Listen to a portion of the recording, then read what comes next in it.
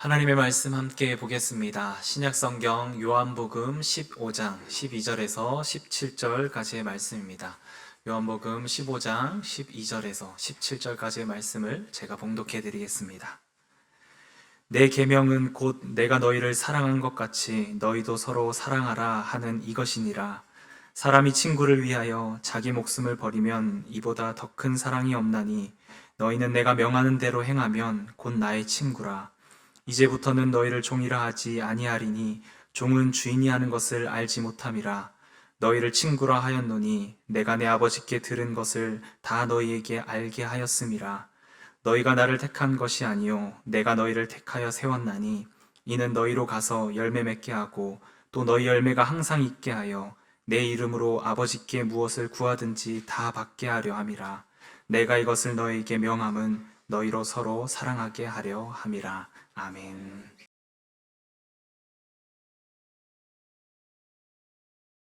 오늘도 평강의 하나님께서 우리에게 주시는 말씀 한 구절을 읽으면서 설교를 시작하려고 합니다. 우리가 알거니와 하나님을 사랑하는 자, 곧 그의 뜻대로 부르심을 입은 자들에게는 모든 것이 합력하여 선을 이루느니라. 아멘.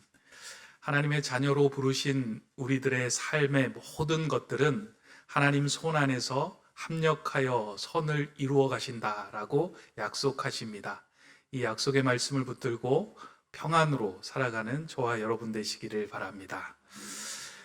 강남 세브란스 병원의 내분비 질환 분야의 권위자이며 호르몬 박사로 잘 알려진 안철우라고 하는 의사분이 계십니다. 이분은 호르몬의 관점으로 명화 속에 등장하는 인물들의 특징을 살펴서 진단하는 글을 써서 유명하게 된 사람입니다. 그러니까 호르몬의 관점에서 세상 속에 그려진 많은 명화 속에 등장하는 인물들의 그 특징들을 살펴보니까 호르몬에 이상이 있고 문제가 있다.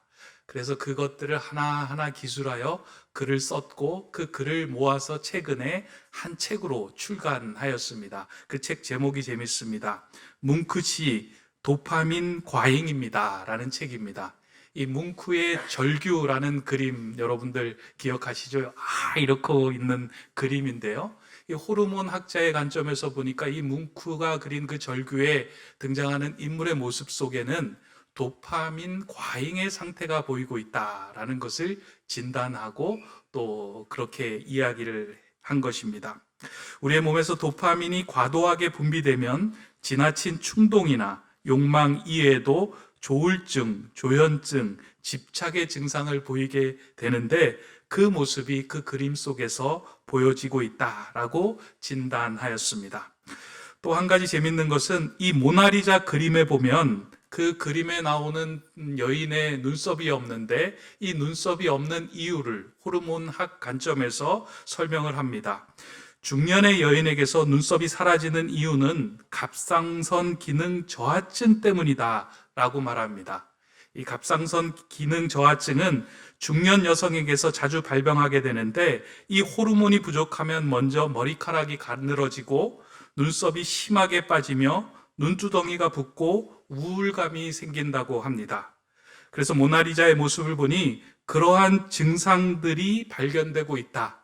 이건 눈썹을 안 그린 것이 아니라 이 여인은 지금 갑상선 기능 저하증의 상태를 보이고 있다라고 이제 판단을 합니다. 그러면서 처방전까지 내리기를 이러한 갑상선 기능 저하증에는 요오드가 많이 함유된 해조류 그리고 티로신이 많은 견과류를 먹으면 좋다라는 것까지 이제 그 책에서 이렇게 기술해 놓은 것을 읽었습니다.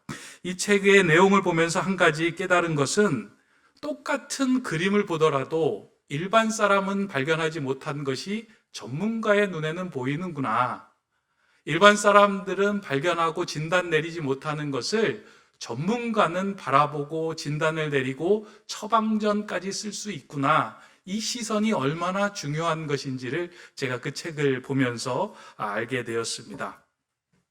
그러한 맥락에서 볼 때 오늘 우리가 읽은 요한복음 15장의 말씀은 인생의 전문가이신 그리고 우리의 영적인 상태를 가장 잘 알고 계시는 예수님께서 제자들의 깊은 마음 상태를 보시면서 진단하시고 처방전을 내려주신 말씀으로 우리는 읽을 수 있습니다.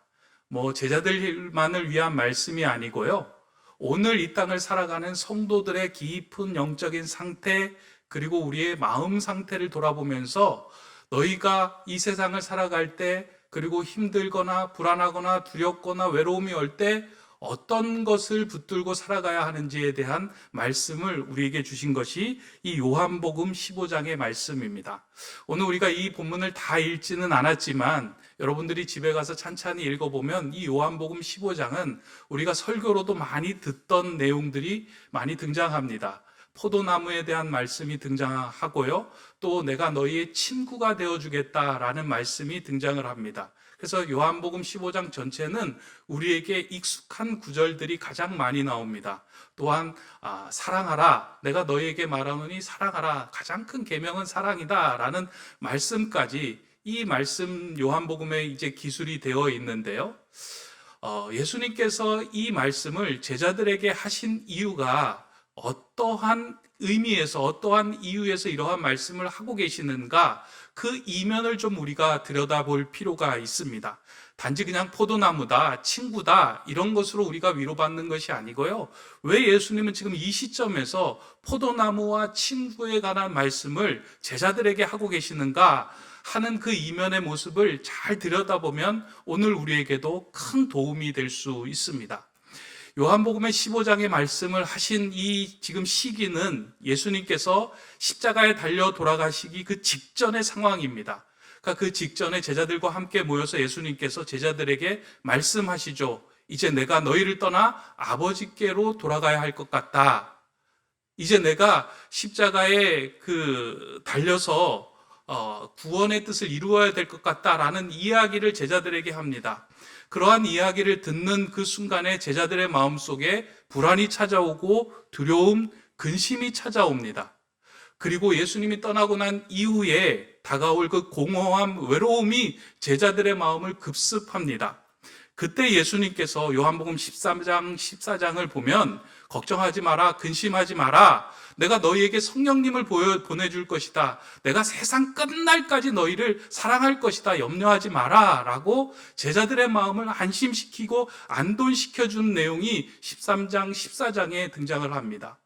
그리고 이제 15장으로 넘어가면서 예수님이 제자들을 떠나고 난 후에 다가올 외로움, 그 공허함에 대해서 이제 앞으로 너희들이 이러한 상황이 밀려올 때 너희는 어떻게 살아가야 할 것인지에 대해서 구체적인 처방전을 내려준 것이 요한복음 15장의 말씀입니다.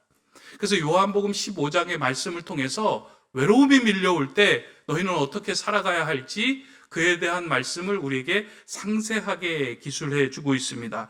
그래서 오늘 저는 이 본문을 우리 인생에, 그러니까 제자들의 인생에 밀려왔던 외로움처럼 우리 인생에도 문득문득 외로움이 밀려올 때 그에 대해서 우리는 이 외로움의 문제를 어떻게 해결해야 될 것인가, 그에 대한 처방전으로 오늘 요한복음 15장의 말씀을 함께 좀 읽어 나가려고 합니다. 외로움의 문제는 오늘 살아가는 수많은 사람들이 공통되게 호소하고 있는 심리적인 상태이며 심리적인 질병입니다. 외로움에 관하여 연구한 학자들에 따르면 사람들에게 다가오는 이 외로움이 우리에게 인체에 미치는 영향은 담배를 15개 피는 것만큼 해롭다고 합니다. 그러니까 우리 건강을 위해서 담배를 끊고 담배에 대해서 조심을 하는데요. 이 외로움이 다가와 우리가 외로움에 매몰될 때 우리는 마치 담배를 15개 피는 그런 그 정도의 인체에 해로운 영향력이 다가온다는 거예요. 또한 이 외로움은 알코올 의존증과 비슷한 수준이 되며 비만보다 2배나 더 우리의 몸을 해롭게 하는 질병이다라고 말합니다. 그래서 몇 해 전에는 영국에서 이 외로움을 질병으로 규정하고 이 외로움을 담당하는 외로움 장관을 세우기도 하였습니다. 우리가 잘 아는 마더 테레사도 외로움이야말로 인간이 겪는 가장 끔찍한 빈곤이다, 이 외로움의 문제를 해결하는 것이 가장 중요한 일이다라고 이야기를 합니다. 성경에서도 외로움은 하나님 보시기에 좋지 않은 것이다 라고 말씀합니다. 하나님께서 아담을 창조하시고 난 후에 홀로 있는 것, 그가 외로움에 있는 것, 그것이 보시기에 좋지 않아서 하와를 창조하시고 그와 함께 이 외로움의 문제를 풀어나가도록 하십니다. 하나님 입장, 지금 제 생각에서 하나님 입장에서 보면 그 외로움의 문제를 그냥 싹 해결해 주시면 좋았을 터인데, 그냥 하와를 통해서 그 외로움의 문제를 함께 풀어가도록 하셨다 하는 것에는 의미가 있다라고 생각을 합니다. 다시 말해서 이 땅을 살아가는 모든 사람들에게는 근본적인 외로움이 있다라는 의미입니다. 문득 다가오는 그 외로움, 많은 군중 속에 있으면서도 외로움, 그리고 내 생각, 내 뜻을 다른 사람이 이해하지 못한다는 그 외로움, 이 외로움에 시달리며 또 이 외로움 속에서 살아가는 것이 오늘 우리의 현실이고 우리의 모습이다라는 것을 성경을 통해서 우리에게 보여줍니다.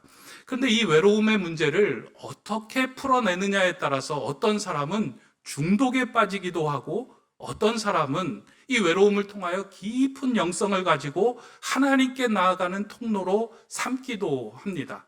그래서 내 안에 들어오는 이 외로움의 문제를 풀지 못해서요, 술로 풀면 알코올 의존증이 생기고요, 여러 가지 도박으로 풀려고 하면 도박에 대한 중독증으로 나타납니다.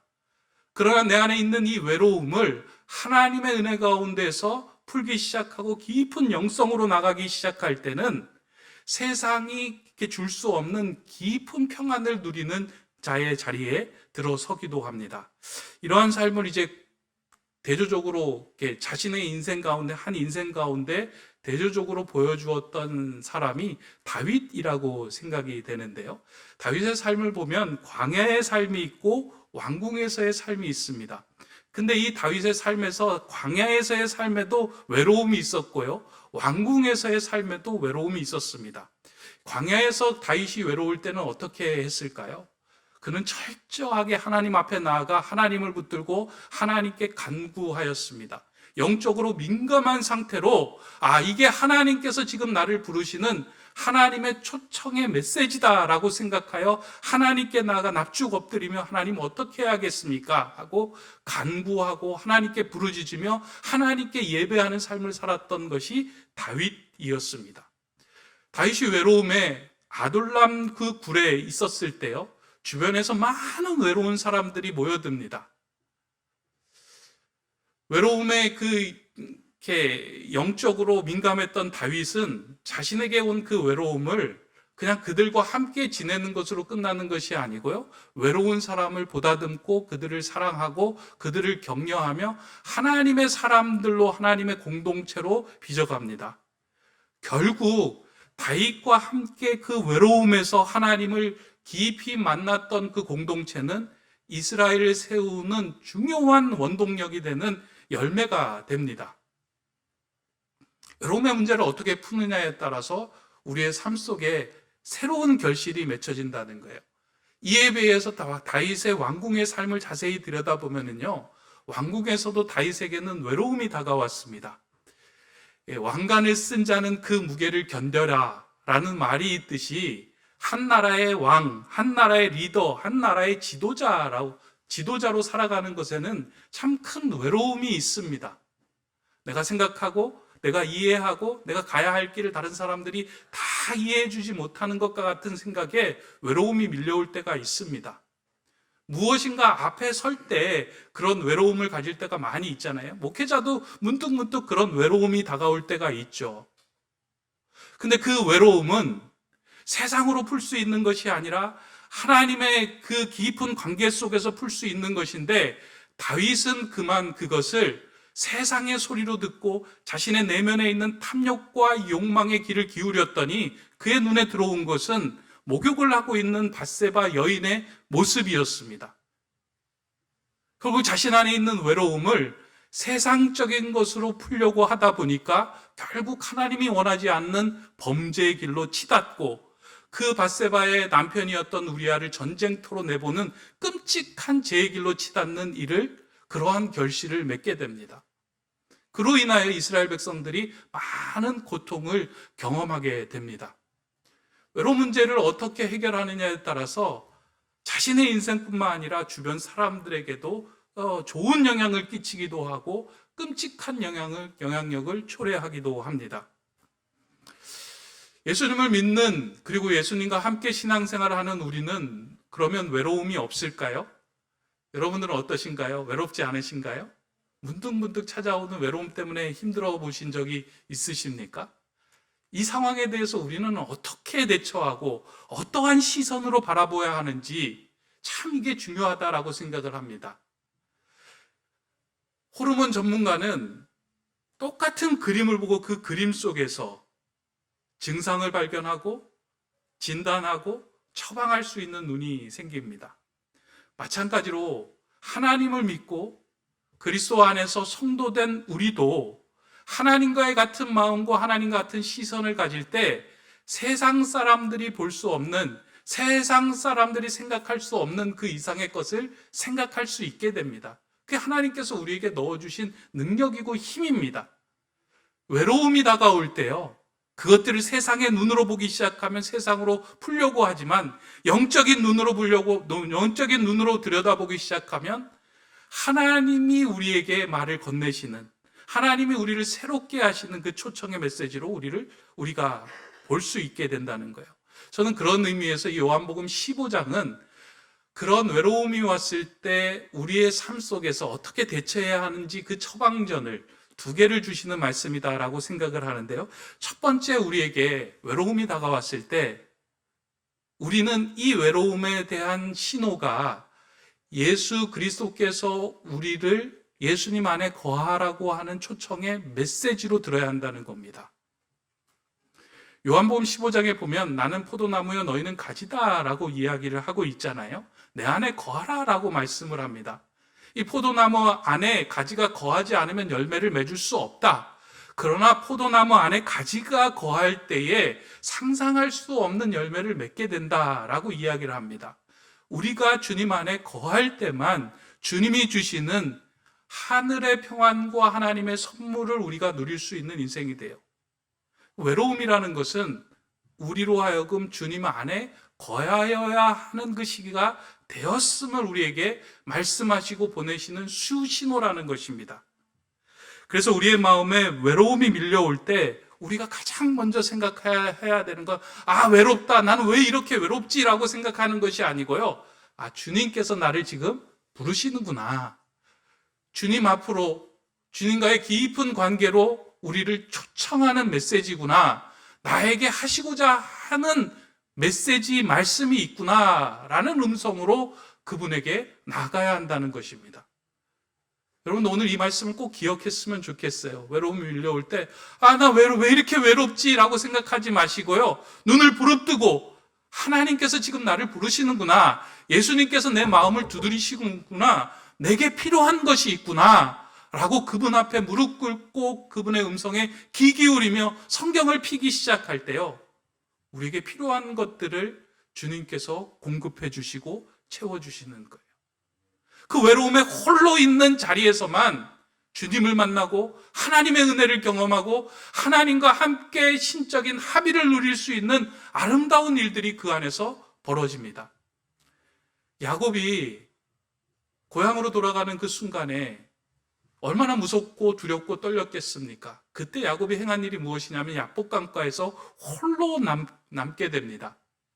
그 홀로 남은 시점에서 하나님은 홀로 남은 야곱에게 찾아오시고 하나님을 만나주시고 새로운 은혜를 그에게 부어주시며 이름까지 바뀌는 놀라운 은총을 그에게 허락하십니다.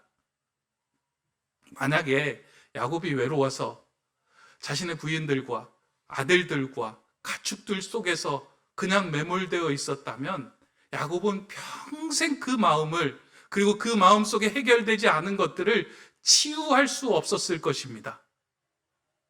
홀로 남았을 때, 주님을 붙들고 씨름하였을 때 주님께서 야곱에게 필요한 정확한 부분을 만져주시고 해소시켜 주시고 치유시켜 주시고 온전케 하셨습니다. 오늘 세상에는 이 외로움이 다가올 때 이 외로움을 해소시켜 줄 만한 세상의 거짓 위로와 거짓 평안들이 우리에게는 너무나도 많이 있습니다. 잠시 그 외로움을 해소시켜 줄 만한 핸드폰, 영상, 그리고 책들, 그리고 관계들, 이런 것들이 우리로 하여금 하나님께 더 집중하지 못하도록 우리의 시선을 분산시키는 일들이 참 많이 있습니다. 그러나 먼저 중요한 것, 우리가 꼭 기억해야 하는 것이 있다면 예수님의 부르심, 예수님의 초청의 메시지로 우리가 이 말씀을 받으셔야 합니다. 그래서 여러분, 이제는요, 한 발짝 뒤로 물러서서 외로움이 올 때 거기 안에 매몰되는 것이 아니라 한 발짝 뒤로 물러서서 주님께서 나를 부르는 음성이구나 라고 평안하게 생각하시기 바랍니다. 그리고 말씀 안으로 나가고 기도 안으로 나가고 찬양 속으로 들어갈 때 내게 필요한 모든 것들을 주님께서 공급해 주시고 채워 주실 것입니다. 이게 외로움이 올 때 우리가 첫 번째 마음에 새겨야 하는 말씀입니다. 두 번째, 우리 안에 찾아오는 외로움, 이 외로움이 다가올 때 우리는 첫 번째는 예수 안에서 샬롬을 누리게 했다면 이제 샬롬을 나누라고 하는 등 떠미심, 사명으로 우리는 이것을 이해해야 한다는 겁니다. 왜냐하면 내게 주신 이 외로움은, 외롭다라고 할 때 이 외로움은 나만의 외로움이 아니라 외로운 사람들을 바라보게 하는 하나님의 사인이며 하나님의 사명, 하나님의 미션이라는 거예요. 내가 외로운 것에서 그치는 것이 아니고요. 이 외로움은 다른 외로운 사람들을 돌아보게 하는 하나님께서 부어주시는 은총의 순간이다. 그래서 예수님께서는 제자들에게 내가 너희를 친구로 삼아주겠고 내가 이 땅에서 베풀었던 그 사랑을 다른 사람에게 베풀면 좋겠다. 그럴 때 진정한 친구가 된다. 너희가 나를 택한 것이 아니라 내가 그 일을 위하여 너희를 택하고 세웠다라고 말씀합니다. 그게 요한복음 15장 16절 17절의 말씀인데요. 한번 읽어드리면 너희가 나를 택한 것이 아니요 내가 너희를 택하여 세웠나니 이는 너희로 가서 열매를 맺게 하고 또 너희 열매가 항상 있게 하여 내 이름으로 아버지께 무엇을 구하든지 다 받게 하려 함이라. 내가 이것을 너희에게 명함은 너희로 서로 사랑하게 하려 함이라. 예수님께서 제자들을 택한 이유는 예수님 안에서 평안을 누려라 라고 하는 것 때문에 택하신 것이 아니다라고 얘기합니다. 단지 평안을 누리며 평안 안에 거하는 것이 제자의 삶이 아니라 평안을 누렸으면 이제 그 누린 누림을 나누어 줘라. 그러니까 내 안에 들어오는 그 외로움은 내 것이 아니고요. 다른 사람을 바라보게 하는 하나님의 사인이며 하나님의 메시지라는 거예요.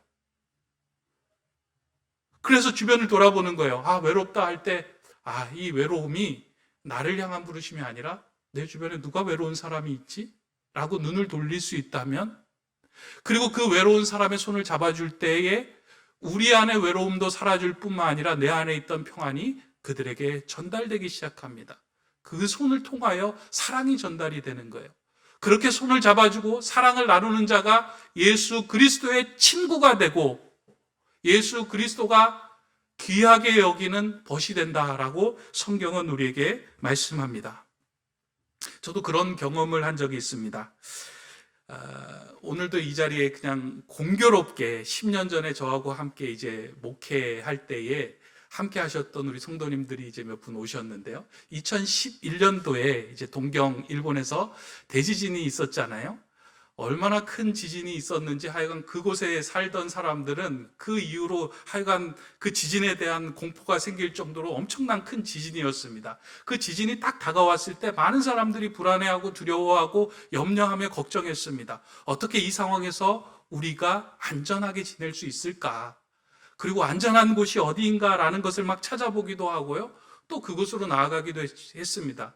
근데 대부분의 많은 사람들이 이제 일본에 남아 있었는데요. 남아서 함께 이야기했던 것이 무엇이냐면 우리도 안전해야 하지만 사실 우리가 이 땅에 교회를 세워주신 이유는 더 어렵고 힘든 사람들을 도와주라고 세워주신 것인데 우리가 할 수 있는 일이 무엇인지 찾아보자, 당장.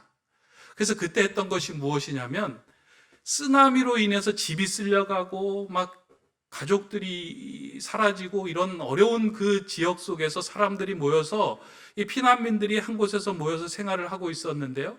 그 생활하는 사람들이 물품이 부족한 거예요. 물도 부족하고 아이들 기저귀도 부족하고 여러 가지가 부족을 한 거예요. 근데 동경에서도 아울러서 그 가게가 텅텅 빌 정도로 사람들이 막 사재기를 했어요. 여기도 물품이 부족하고 동경도 물품이 부족한데 어떻게 할 수 있을까? 그래서 막 동네를 다니면서 물품을 사서 승합차에 가득 채워가지고 동경에서부터 한 450km 떨어진 곳에 아침 새벽부터 달려가지고 그곳에 가서 물품을 내려놓고 또 다시 돌아오는 일을 한 두세 번 했던 것 같아요. 교인들이 그걸 하자라고 해서 헌금을 정성스럽게 모아서 그 일을 했습니다. 근데 그것에 그치지 않고요. 조금 시간이 지나서 이제 후쿠시마 원전 때문에 많은 사람들이 또 일본에서 어려움을 겪었잖아요.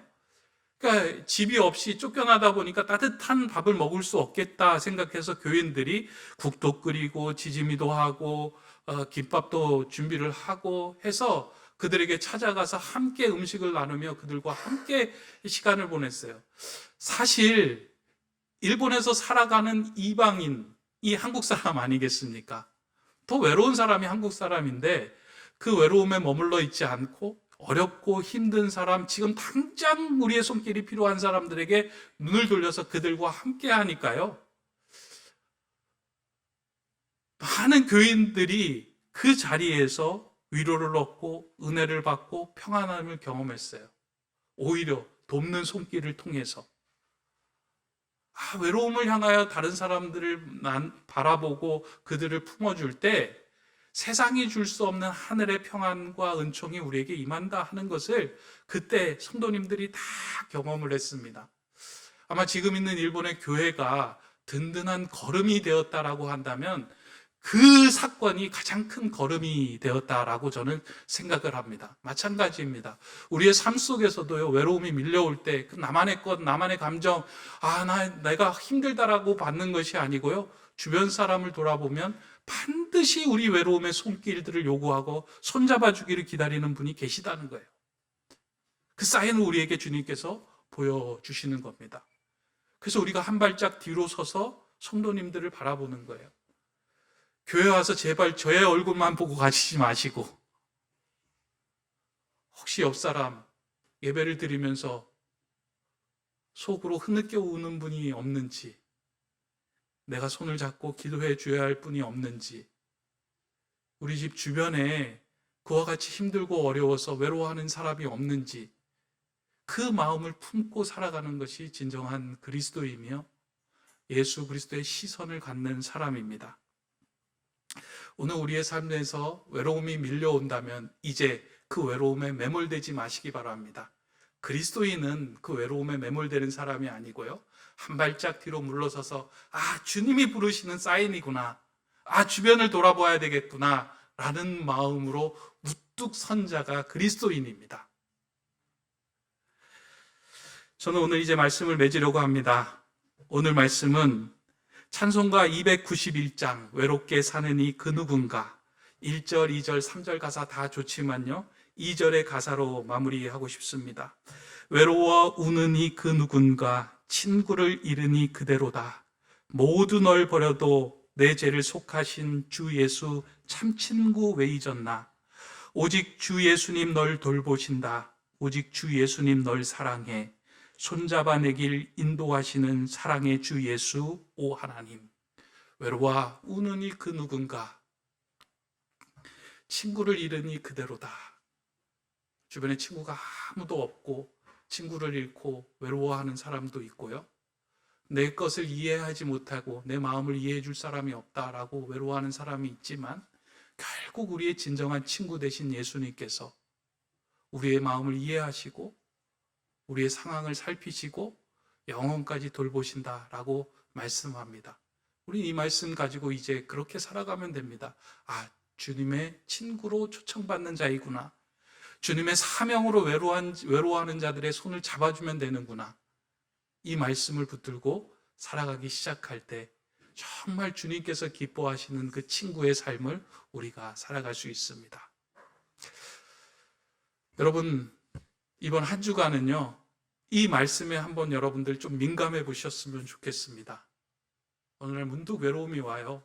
그 외로움을 해소하기 위해서 지금까지 해왔던 그 방법에서 끊고 주님이 부르시는 사인이구나 하고 주님 앞에 한번 무릎 꿇어 보시기 바랍니다.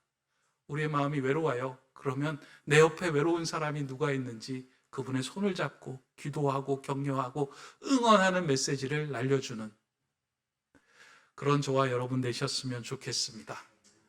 그런 샬롬을 누리고 나누는 우리 높은 뜻 세움교회 그리고 예배하는 모든 성도님 되시기를 주님의 이름으로 간절히 축원합니다. 기도하겠습니다. 사랑의 하나님, 오늘도 우리를 부르시는 예수님의 음성에 반응하며 이 예배의 자리에 나왔습니다. 오늘 주신 말씀을 기억하고 붙들고 외로움이 다가올 때마다 그 감정에 넘어지지 않게 하시고 먼저 주님 안에 거함으로 평강을 누리는 자 되게 하여 주시옵소서. 또한 그 평강을 나누며 예수 그리스도가 우리에게 맡겨주신 사랑의 사명을 행함으로 주님이 기뻐하시는 진정한 친구가 되게 하여 주시옵소서. 예수 그리스도의 이름으로 기도드립니다. 아멘.